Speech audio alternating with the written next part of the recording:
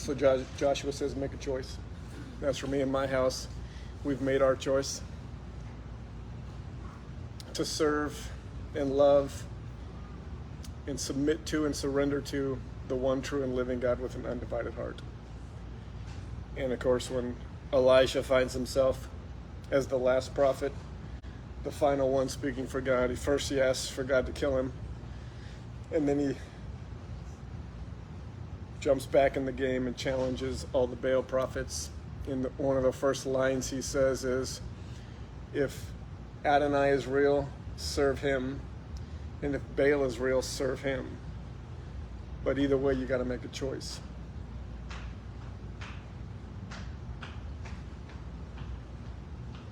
Three awesome men of God, three critical moments when God's people are having their hearts divided or could potentially have their hearts divided.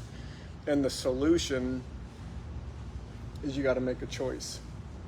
And that's because the theme taught on significantly in the New Testament is that you can't do both. You can't serve two masters.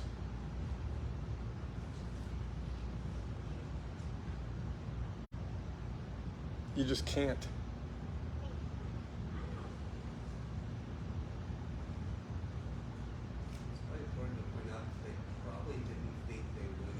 Absolutely right. Because what is the deception? It's so big that you hear this, guys. What's the deception? You can do both. The deception is you don't have to make a choice. The deception is you can stay in Egypt and get the promised land. You can hold on to your gods on this side of the river and take hold of Adonai on the other side. You can have a little bit of Adonai and a little bit of Baal. You can have a little bit of old man and a little bit of new man. You can have a little bit of flesh and a little bit of spirit. You can have a little bit of clean and a little bit of unclean. You can have a little bit of holy and a little bit of profane. It's okay to have them both. It's okay to not make a choice. It's okay to just carry on. It's accepting, it's tolerance, it's niceness. Culture is set up, saints, to encourage us to not choose, to encourage us to not draw lines, to encourage us to not challenge people to a decision. And what does this text say? How does Adonai warn his people over and over and over and over and over in the scriptures, specifically about the things that you will not make the choice to be done with? What are they going to be to you? A snare, a thorn, a struggle.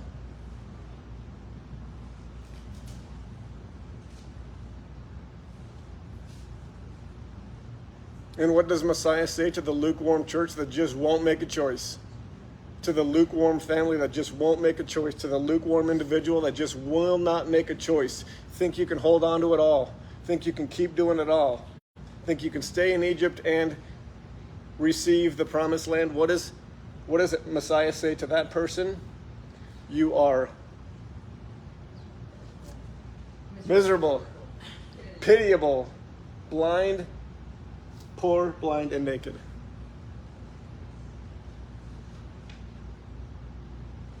Who's he saying that to? The one that hasn't made a choice. The one who hasn't been put to a choice. The one who hasn't made a decision. The one who, when the question was asked, those who are with Adonai, come with me, they tarried. They stalled. They wondered if this is all real. They wondered maybe it's better over here. When Joshua says you're going to serve the gods of the Amorites or the gods of your fathers, which one is it going to be? They didn't know. They said maybe both. Maybe I'll just feel this out. Maybe I'll just keep doing what I've always done.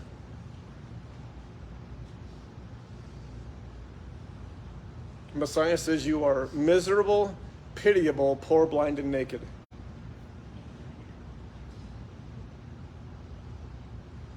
So I drew this just captivating diagram because I wanted to point out Bad, better, and best. Because it's not a straight line.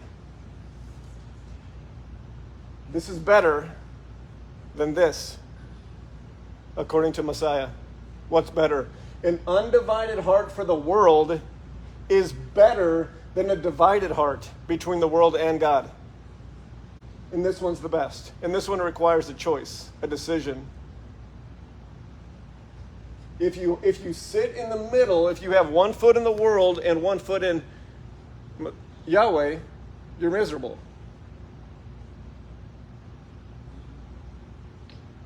Because you can't serve two masters. You can't please man and God. You can't live in your flesh and in the spirit. And if you try, and to the extent that you try, and everywhere in which you try, you will be those those 5 things. Miserable, pitiable, poor, blind, and naked. Now here's the challenge, saints, as I am walking out, what I'm being shown is real leadership and necessary leadership. First over my own life, then over my marriage and household, and then over this congregation. Where I'm challenging you to look is not in the areas where you have already made the choice. Because this divided heart can show up in very specific areas of your life. Does that make sense? And I think the key question that is always going to point out exactly where your heart is divided is where in your life is Yahweh not invited or involved? Because a divided heart, if we look at the way in which Scripture presents it, it's really an affair, is it not? It's really cheating on God. When you're giving your heart to something else, it's having an affair. It's having an idol. In one of the areas that one of the areas where it's going to be most obvious, or one of the fruits that's going to show you where it is where God's not invited. You don't usually bring your spouse along when you're having an affair. You don't usually invite your spouse. Everyone hear what I'm saying? So where in your life is Yahweh not involved? Where in your life is Yahweh not invited?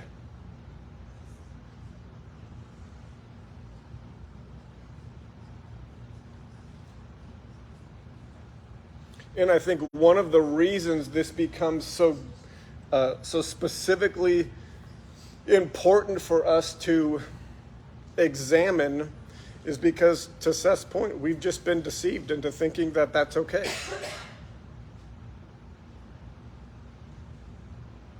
We can be about God 80% of the time and we'll be okay.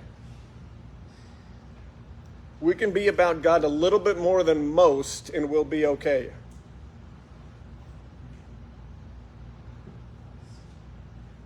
And if I'm learning anything in this teaching, I'm learning that when Messiah is asked for the greatest commandment, and he repeats Deuteronomy 6:4, it's because the cure or the remedy or the wisdom that stays off the human heart from being divided is to just have God involved in every area of your life.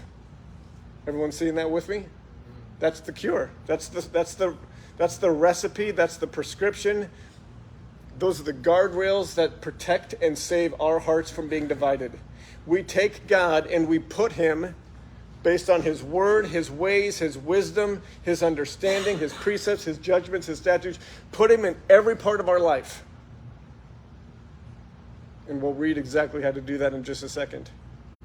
But if that is the remedy, then certainly one of the areas that we can examine from a fruit examination standpoint is where are we not doing that?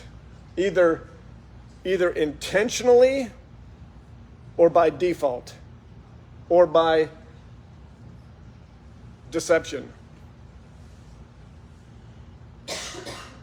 One of the examples I'll share is when the Lord was beginning to show us all of the deceptions regarding Christmas, how no part of it is biblical, no part of it is rooted in any truth, no part of it is prescribed, no part of it honors God. In fact, every part of it He has commanded against. One of the responses that we saw was specifically, okay, I hear you, I understand it's not Jesus' birthday, it's not prescribed, nobody does it, it's never taught on, never instructed on, never exampled, it's clearly just not of God. I hear you, but I want to keep doing it so badly. Here's what I'm going to do. I'm going to take God completely out of it. This is a literal response. I'm going to take God completely out of it so that I can keep doing it.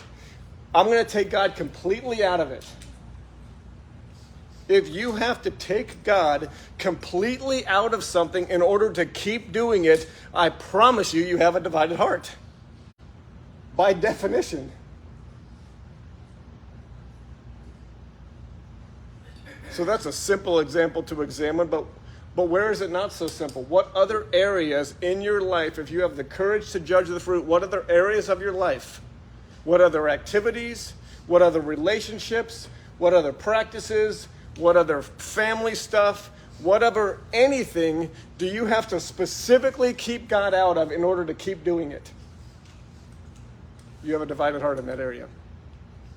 And everywhere you have a divided heart, if you have the courage to judge the fruit, do you not have all of these things going on? Yes, because God's word is true. And He will never be shown a liar. And He says anywhere where you divide your heart, you're going to be miserable. Anywhere where you give your heart to something other than me, you're going to be pitiable. You're going to be blind to it. You're going to be naked but exposed. You're going to be poor. It's going to be a snare. It's going to be a struggle. You're going to have a lack of peace. You're going to have strife. You're going to have division. You're going to have shame. You're going to have guilt. You're going to have to want to hide it. All of those things. The fruit of a divided heart. Because God has been removed from it.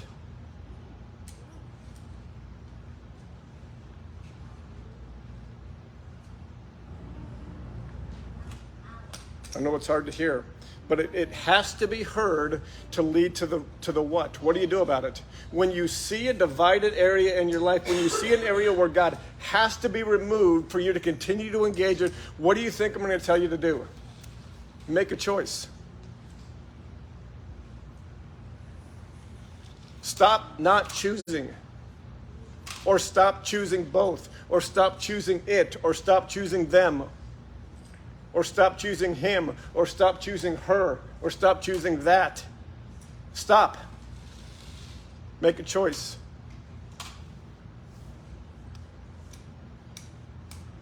I encourage you out of love.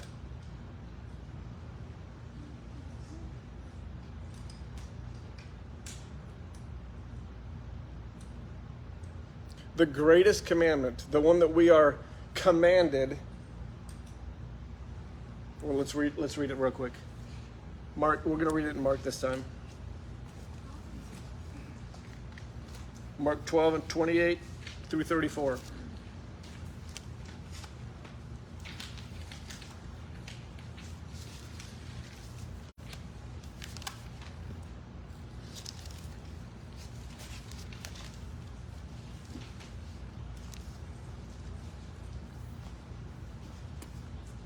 Mattis, you want to read it for us?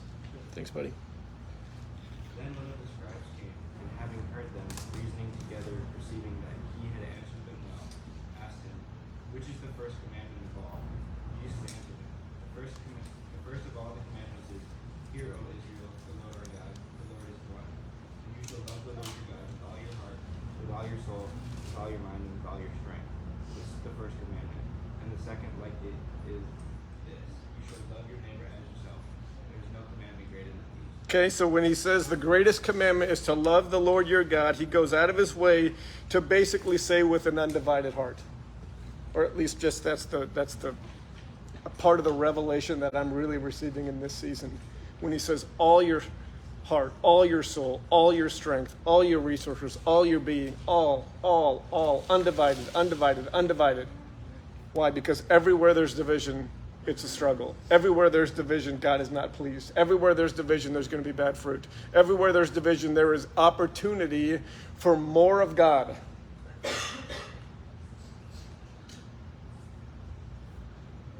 Now my computer's doing all kinds of crazy stuff.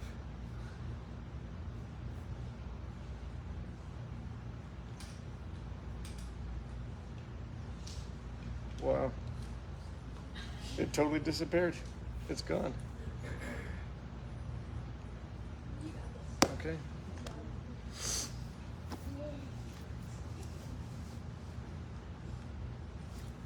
And Messiah takes that answer from Deuteronomy 6.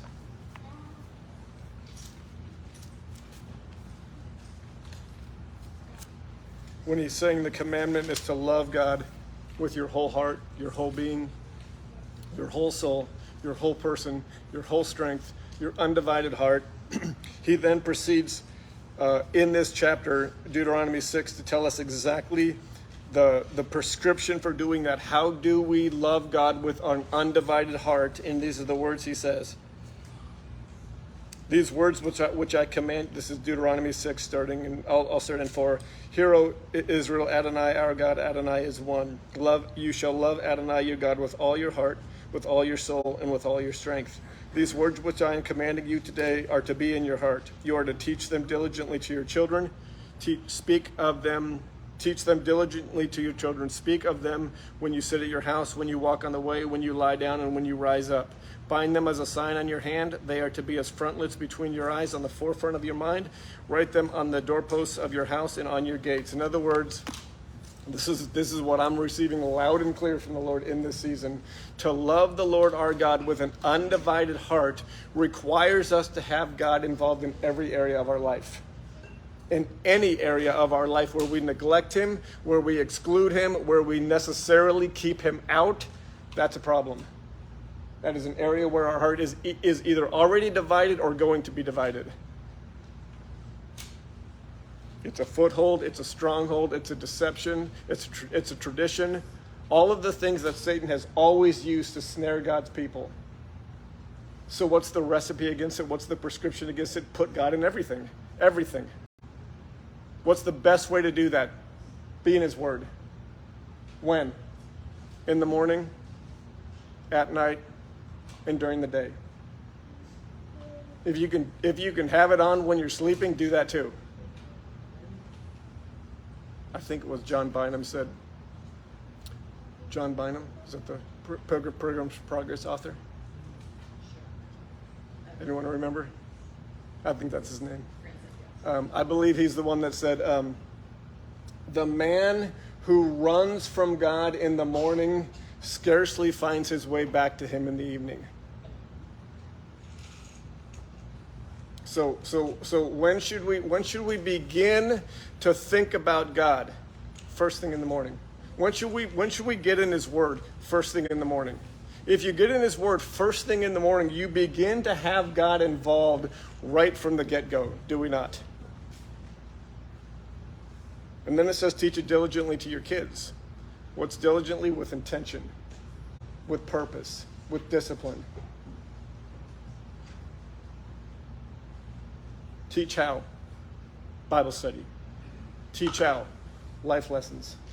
Teach how? Basic discussions. Teach how? Correction. Teach how? Repentance and self-exposing. Teach how? Examples in public. Teach how? Anything that you watch on TV. You hear what I'm saying? It's just involved in everything. Why should we do that? You guys forgot this. You guys forgot this, so I'm going to read it to you again.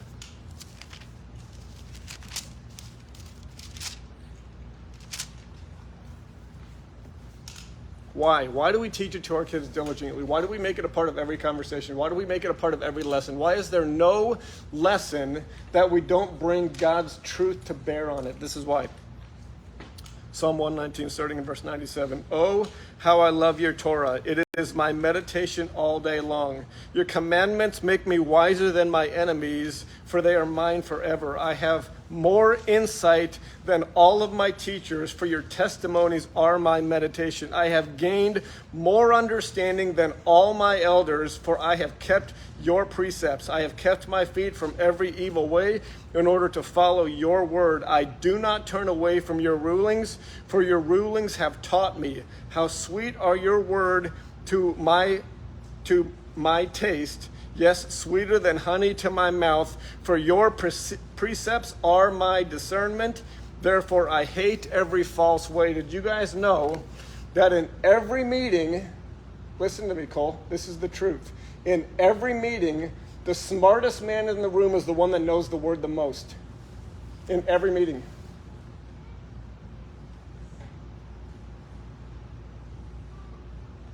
I can go into any situation and any meeting and believe myself to be the smartest man in the room if I know God's word. It's going to inform me. It's going to show me what to do, what to say, how to say it, what they're doing, what they're thinking, what their motivations are. When you have this truth, it makes you smarter than everybody. What a gift to give our kids. What a gift. So teach it to them diligently, all day, every day, in every lesson. It should be on the forefront of our mind from the sun up to sundown, and even while we're sleeping. Why not? It should be the works of my hands should demonstrate that all of God's precepts and rulings and judgments are known by me. That's the sign that our hands should be. The work of our hands, the way in which we touch people, touch this world, touch our community, touch our family, touch anything, should be a sign that God's wisdom is in us, in our mind and on our heart.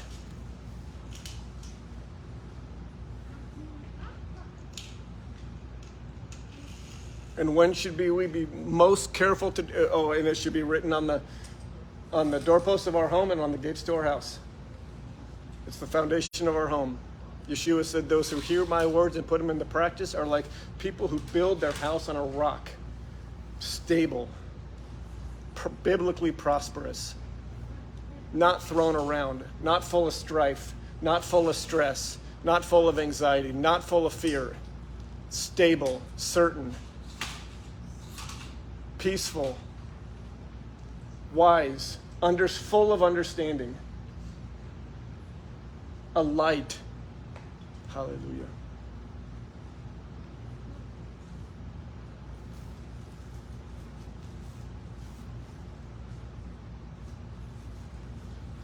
And as you are teaching, because it's not just about the commandments, especially when you experience the fulfillment of the promise, you got to remember what? The deliverance.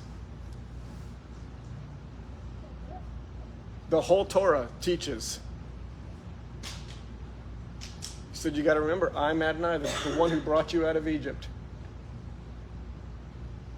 Don't forget your deliverance. Don't forget where you came from. Don't forget what I'm about. It's not just about rule keeping, it's about the gospel. It's about God's nature. It's about his manifold wisdom. It's about the words the prophet said to warn us what a divided heart looks like, how a divided heart manifests.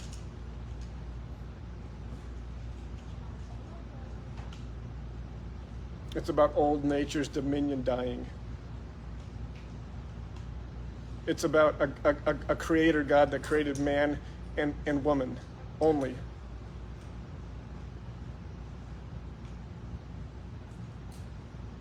It's about a God that created marriage between a man and a woman only. When we teach these things to our kids, they have wisdom. They are not thrown about by the crap that culture feeds them. Do you understand? This is why we teach it. So their hearts are not divided, so they're not confused, so they're not lost. so they're not susceptible to all the winds of whatever the government's up to, or the school system is up to, or culture is up to. My wisdom, my understanding, my truth. Not me, him.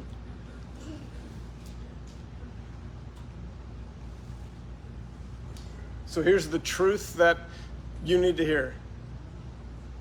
The only way to keep your heart from being divided is to have God in every area of it. That is the protection. That is the protection that we teach to our kids. That is the life that we teach to our kids. That is the legacy that we teach to our kids. I love Seth's point last week. Solomon said that to fear Elohim and keep his commandments, that is what it means to be human. Some translations say. All that it means to be human is to fear God and keep his commandments. That is the life that we are called to. And why was Solomon so uniquely, why is that message coming from Solomon so profound? Wisest man, yes.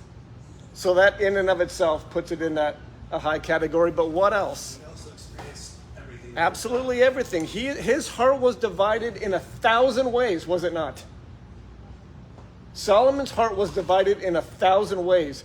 Literally, everything the world had to offer was his. You know, I've been hearing this about that submarine that went down and the billionaire that was in it. You know, why was that always a part of the story? Because a billionaire has access to everything, right? His life being cut short by that tragedy seemed to be like more important because he was a billionaire and had access to whatever he wanted. We seem to think that is the key to life. Spare yourself no pleasures. Go get it all. Go have it all. What does Messiah say to the one that says, I am rich and have need for nothing? Nope, you're miserable. You're pitiable. You're poor, blind, and naked. All of life comes down to fear Elohim and keep his commandments. That is what it means to be human. Said the man who went out and experienced everything in every way, spared himself nothing. Heart divided in 1,000 different ways, came to the ultimate same conclusion as Job did, who was stripped down to absolutely nothing, who also said, fear God and keep his commandments. Everyone see the theme? Everyone see the protection it is? Listen to me, saints. A divided heart is misery. A double mind is misery. In that area, a divided heart is misery. In that deception, a divided heart is misery. In that practice, a divided heart is misery. It's got to be exposed. So make a choice. Choose which one you want, because you can't have both.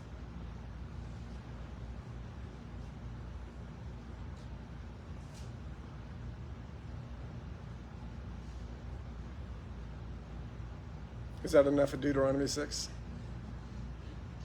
I think so. I have one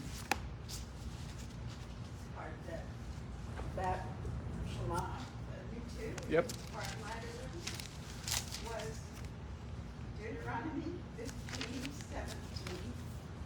where they talk about bondservant, and to be a bondservant was 7-year release from debt, and they put an awl into the door frame through your ear. Right. Nailed it to the door. As a symbol of what hearing meant, that we are yoked to the Messiah. We can That's right. That's exactly right. So most of us in this room have decided what master we're going to serve. I see that. I literally see that. And I'm grateful and I'm encouraged by it. I'm encouraging all of us to look elsewhere. Look at where we have not decided to do that. Look for where we are still undecided. It's the only way we're going to grow, is it not? It's the only way we take the next step of sanctification, is it not?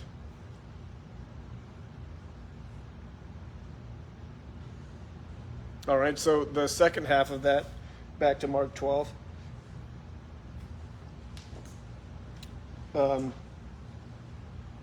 The second is like it. You shall love your neighbor as yourself. There is no commandment greater than these. So once again, when Messiah is asked what's the greatest commandment, he goes to the Torah. And why would he go to the Torah? It's law. Law that he had no intention of changing, law that he had no intention of improving, law that he had no intention of removing from, law that he certainly had no intention of abolishing.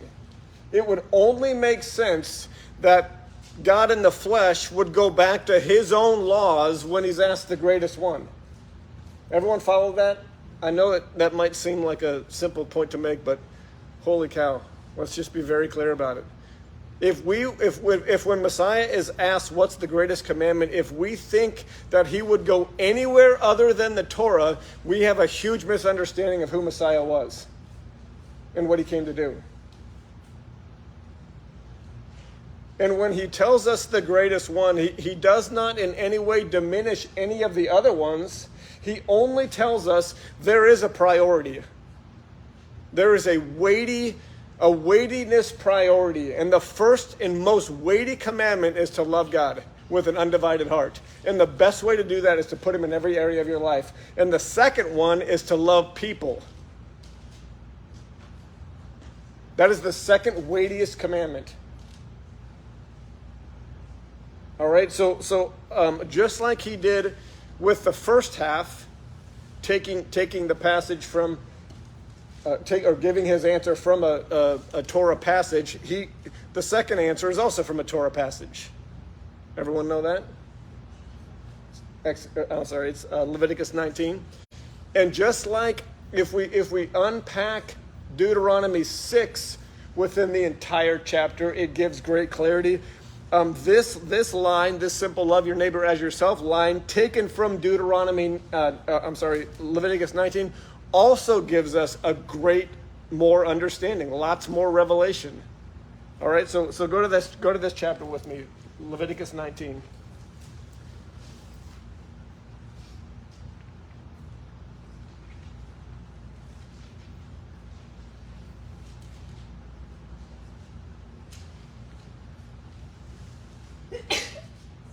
God bless you.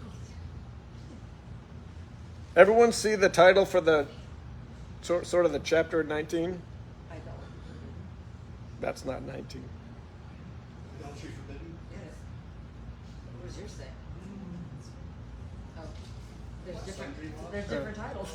Yeah, holiness code. That's what my translation says. Oh, various laws. What mine says. Holiness code. You like that? Chapter 19, it says holiness code. And if you look at each paragraph, to save us a little bit of time, I don't think we need to read every one of them. But if you look at each of these paragraphs, every one of them gives a very specific action. All right? It's things like respect your mother and father, keep the Sabbath, do not turn to idols or make idols.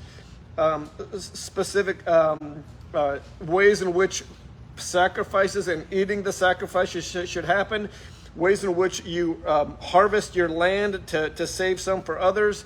Don't steal, don't swear by the name, don't oppress your neighbor, don't curse the deaf or put a stumbling block before the blind. These are very, very specific actions. And they're actions to get God's people to be what? If the chapter title gives us an idea. What are these actions intended to do? Cause God's people to be what? Holy. Holy unto him. Right? Holy means separated unto Adonai. Separated from the earth unto him. From a behavior, life, perspective, practice standpoint, these are different things that God's people are called to do that specifically separate us unto him. Now, why does God want his people separated unto him? What is one of the most repeated lines over and over and over? Almost every time God says, here's what I want you to do. What's the why? The why is always, I need you to be holy because I'm holy. Right? You be holy because I'm holy. And why is that important to him? Because we are those called by him, sealed by him, marked by him, and we represent him. Right? This was the big problem that he had with the Israelites in the Old Covenant. They had the marking, they had the connection, they had the name, and yet they did what? They lived just like everybody else. And how did the Father see it? You have profaned my name. You have polluted my name. You have misrepresented my name. Right? So it's very important to the God of the Bible that his holiness is represented by his people's holiness. His holiness is displayed in the lives of his people. Right? His distinctness, his separatedness, his set-apartness, his singularness. So one of the ways in which he did that was certainly to cut any connection of any kind with all of the false gods. Right? That is Exodus 32. Golden calf. And every other thing. You shall make nothing to be with me, says the God of the Bible. You don't connect me with anything, especially anything that's fake or false. What does that do? It takes away from my holiness. Takes away from my realness. Takes away from my distinctness. So when this chapter says this is some of the holiness code. This is some of the ways in which God's people remain separate from everybody else. Does that make sense? Very important, just foundational context. This is the chapter where loving your neighbor as yourself is found. And here's why this is so important. There has become this lie in Christianity that the point is to be nice. That the witness is to be nice. That the best way for us to display the goodness of God is to just be nice.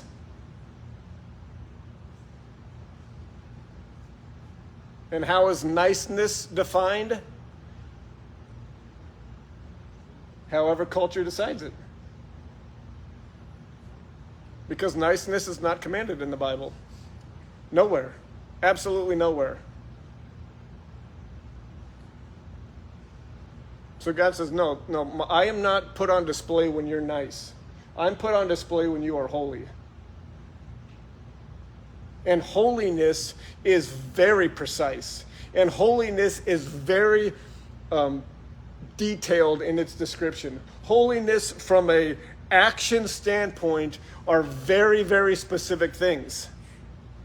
And as it relates to loving people, look at where they're found. The first one is 17 through, oh my gosh, I'm so blind. 17 and 18. Can you read it for me? Yeah.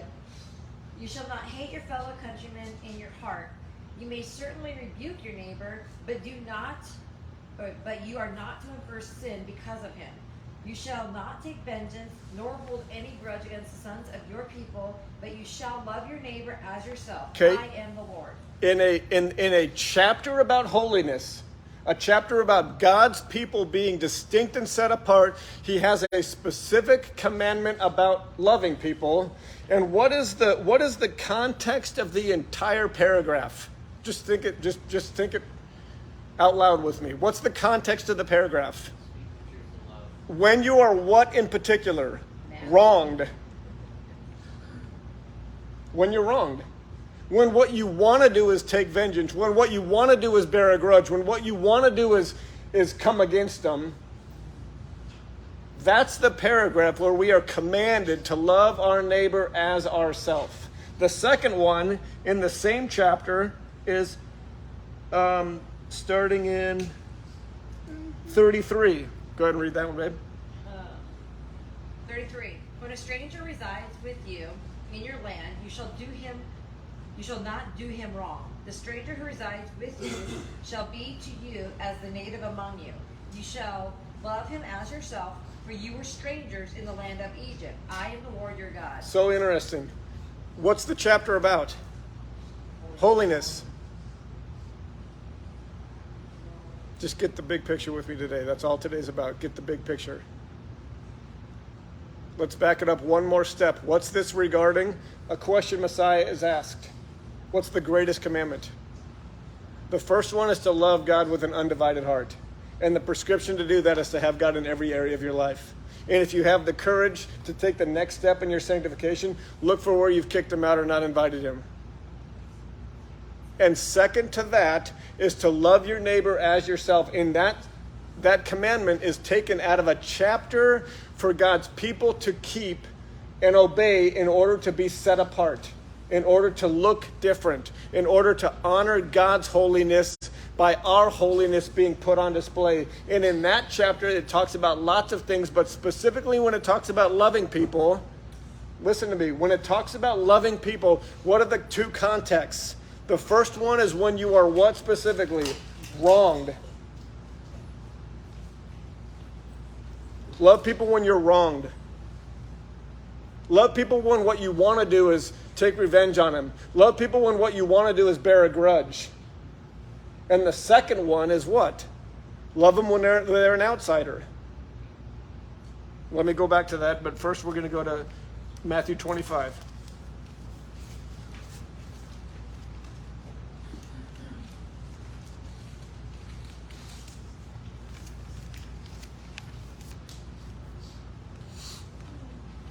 Let me say this. If you hear nothing else today, hear this. If you think you put God on display by being nice, you're deceived. That does not put God on display. What puts God on display is keeping his commandments. And his commandments, as it relates to loving people, are very specific. And what's interesting is it's specific in two ways. It's specific in the actions that we are to take and the targets, or the who. And both are addressed in this second parable. This one's Yeshua shares. This is another one that when you look at it within the context of the whole chapter, holy cow, it just preaches so well, but we don't have time for all that. So let's just start in verse 31. When the Son of Man comes in his glory and all the angels with him, then he will sit on his glorious throne. And all the nations will be gathered before him, and he will separate them from one another, just as a shepherd separates the sheep from the goats. And he will put the sheep on his right, but the goats on the left. Then the king will say to those on his right, "Come, you who are blessed by my Father, inherit the kingdom prepared for you from the foundation of the world."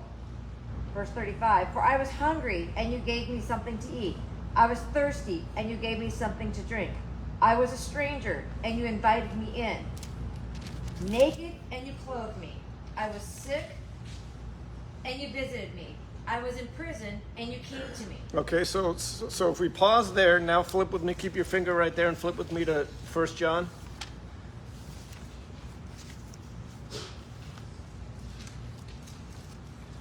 1 John chapter 3. Just like the commandment to love God is not a commanded feeling, we are not commanded to give God a feeling. We're not commanded to give God an emotion. When we're commanded to love the Lord our God with all our heart, all our soul, all our strength, it is action. It has to be action. A commanded feeling would be weird. A commanded feeling is not possible. Commanded action is. Love is an action. Therefore, to love God requires action. They are specific. To love people is also not a commanded feeling. When we are commanded to love our neighbor as ourselves, we are not commanded. We're not supposed to give them a feeling. We're not supposed to give them an emotion. We're supposed to give them an action. So look at with me 1 John chapter 3, starting in verse 10. Lacey, would you read that for me? In this the children of God and the children of the devil are manifest. Whoever does not practice righteousness is not of God, nor is he who does not love his brother. For this is the message that you heard from the beginning, that we should love one another. Not as Cain, who was of the wicked one, and murdered his brother. And why did he murder him? Because his works were evil and his brother's righteous. That's right. Do not marvel, my brethren, if the world hates you. We know that we have passed from death to life, because we love the brethren. He who does not love his brother abides in death. Whoever hates his brother is a murderer, and you know that no murderer has eternal life abiding in him. Starting in 16. By this we know love, because he laid down his life for us. And we also ought to lay down our lives for the brethren. But whoever And here's how we do that. has this world's goods and sees his brother in need and shuts up his heart from him, how does the love of God abide in him? My little children, let us not love in word or tongue, but in deed and in truth. Okay, so clearly love is an action. We are not commanded to have a feeling towards people. We're commanded to love them in action, in deed. Love them in deed. So go back to Matthew 25. What are the deeds that he mentions? When I was thirsty, you gave me something to drink. When I was hungry, you gave me something to eat. When I was thirsty, you gave me something to drink. When I was a stranger, you invited me in. When I was naked, you clothed me. When I was sick, you visited me. When I was in prison, you came to me. Now here's the truth, saints. This is what the church loves to do. Take that list and do it for everybody. Make a ministry. What you know what the problem is? In my whole life, I've almost never been any of those things. Meaning I've never been thirsty and needed a drink. I've never been hungry and needed food. I've never been in prison. I've never been naked and needed clothes. I've never needed any of those things. So to take that literally and say, go do this for people, I don't believe is what Messiah is saying. What is he actually saying? Go meet the need. He lists a number of needs, and I would guess needs that were very prevalent at the time of his audience, but none of those needs are my needs. I have totally different needs. And if you want to love me, indeed, you got to know that it's not going to be any of these things. It's going to be something else. Does that make sense? So I think when we teach this parable, I think a lot of times we get caught up on the action. And I think I just think we need to look at it really, really simple. When we love people, what we really are called to do is meet a need. And the needs, especially in America, especially in Anthem, especially in the 21st century, are very often nothing like he's mentioning here. They're very different things than this. Everyone tracking with me? So what is the parable about then? Let's keep reading. Verse 37. Then the righteous will answer him, Lord, when did we see you hungry? This is the question. I think this question is so important because it didn't need to be put in the parable. If Messiah just wanted us to go do this for people, that could have been the end of it. But this exchange is added, and to me it's very interesting because this turns the focus not really from what to do, but what? Who to do it to, who to do it for. And what's his answer? I'll start back up there. Yeah. Lord, when did we see you hungry and feed you, or thirsty and give you something to drink? Verse 38. And when did we see you as a stranger and invite you in, or naked and clothe you? And when did we see you sick or in prison and come to you?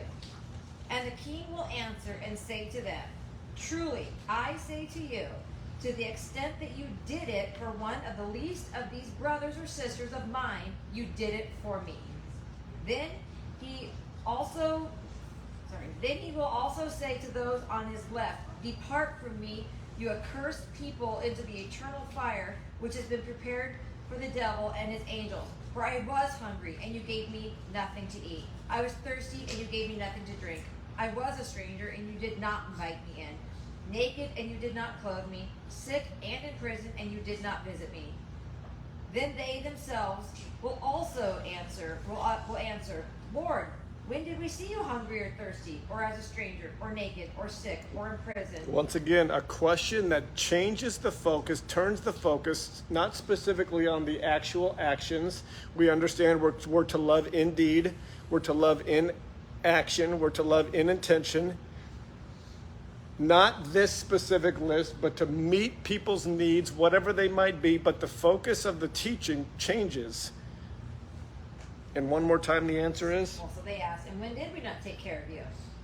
Then he will answer them, truly, I say to you, to the extent that you did not do it for one of the least of these, you did not do it for me either. Now, in the text, he uses the word least of these. And the Greek word that's translated there is mikros. And there's two uses of it. One is kind of, what's the opposite of figuratively? Like literally, I guess. And literally, it means least, less, little, and small. Clearly, I don't think Messiah is telling us to take care of small people. So what's the figurative use of the word least? It basically has to do with dignity and ability and nobility. And so ultimately what he is saying is when the focus becomes, when did we do this? And he said, you did it when you did it to the least of these. He's basically making a statement that when you did it to people that could, now here's the whole revelation, you did it to people who could offer you nothing back.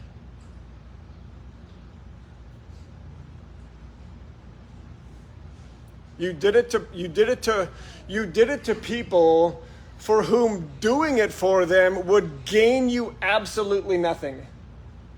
They're not noble. They're not known, they're not dignified, they're not wealthy, they can't pay you back, they can't offer it back, they can't get your back, they can't do it for you, they can't do anything for you.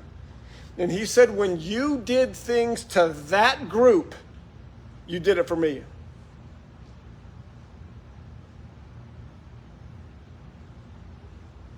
So what if, this is the last thought I'm going to leave you with. What if the greatest way that we display the nature of God, which is what holiness is all about, holiness displays the nature of God. And often, once you get your head around that truth, often what you'll recognize is that holiness causes us to do things that nobody else does. Nobody else will do it. Because it displays something about a being that nobody else is like.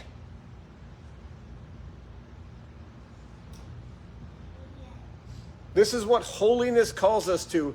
Display a nature that is unlike any other nature. Display a wisdom that is unlike any other wisdom. Display an understanding that is unlike any other understanding. And it will often be almost the exact opposite of what culture does. And the greatest display of that is the greatest example of this nature. The greatest example of the nature of the God of the Bible is the cross, is it not? The most upside down, impossible, paradoxical, nonsensical, mysterious thing that has ever happened. And what did God do in that moment? He took the lowliest, which are you and I, by the way. He took the least, the most helpless, And he loved that group sacrificially to the point of death. A group that the word calls enemies of him. Had nothing to offer him. He could gain nothing for it. He could be paid back in no way. They did nothing to deserve it. They didn't even ask for it.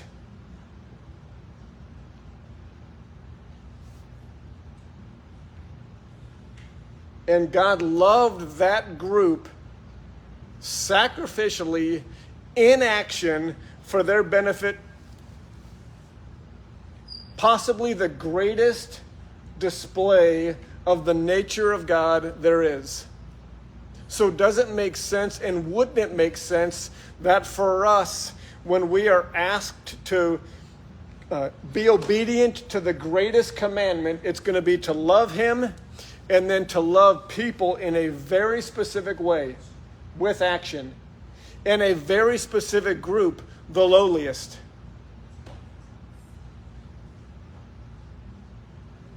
And when Messiah is asked and gives that answer, he quotes a text that comes from 2 paragraphs, 2 opportunities to love. And what are the 2 opportunities? The first one, when you're wronged. When what you really want to do is bear a grudge. When what you really want to do is take vengeance. What will bearing a grudge and taking vengeance put on display? Human nature. What will loving them as you would want to be loved display? God's nature. Maybe the greatest example of God's nature. A love that just makes no sense. A love that makes no sense. What's the other example? You should love like an outsider. And what does he use to point out why they should do that? Give us ears to hear. You guys remember? He said you were an outsider. Where? And what is that an entire type and shadow for? Old man. Remember, you were an old man. What was an old man? An enemy of me, hated me, could not hear me, could not love me, could not worship me, could not understand me, could not obey me. When you were that, I loved you. That's my nature.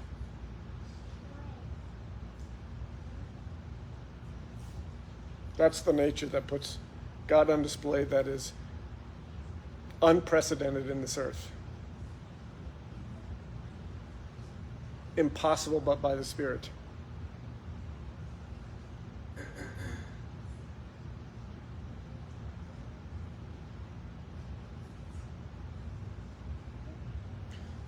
So that'll be that's it. That's the foundation that we will build on.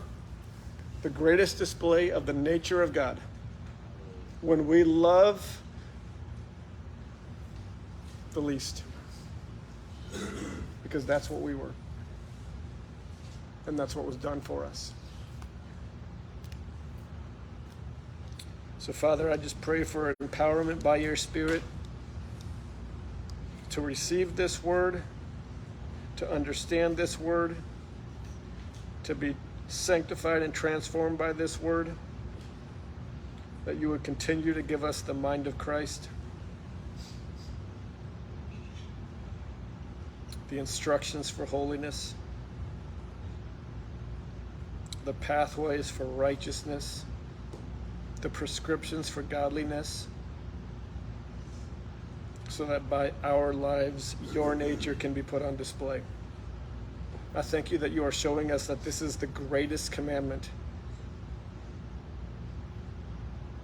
that this is the highest priority to you. I pray that you would just give us narrow laser focus to each take our next step for your glory and for your name's sake. Amen.